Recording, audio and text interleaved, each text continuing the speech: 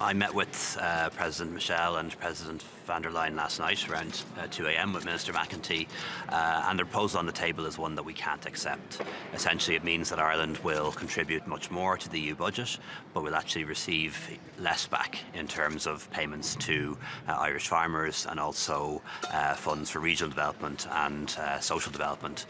We accept that as a country that has a growing economy, as a country that has full employment, that we will have to pay more into the European budget over the next 7 years. What we can't accept is that in return for paying more in, that we would see very significant cuts to CAP and to cohesion funds. So that's not something we can accept, and I made that very clear to President von der Leyen and President Michel last night, and on that basis I don't think we'll have an agreement today on the MFF.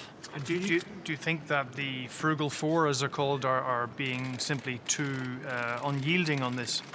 From what I've been told, although I haven't had a chance to speak to them directly, is the frugal four, the four countries that don't want any increase in the EU budget, are holding their position very hard.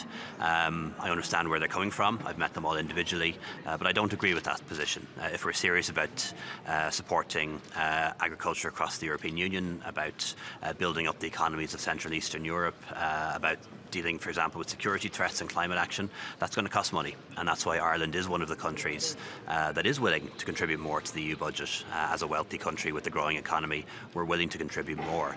But the proposal is that we contribute more, and in return we get less for the Common Agricultural Policy and less for the European Social Fund and Interreg coming to Ireland. So it's kind of pay more and get less proposal, and that's one that I can't accept, and Helen and I made that very clear last night.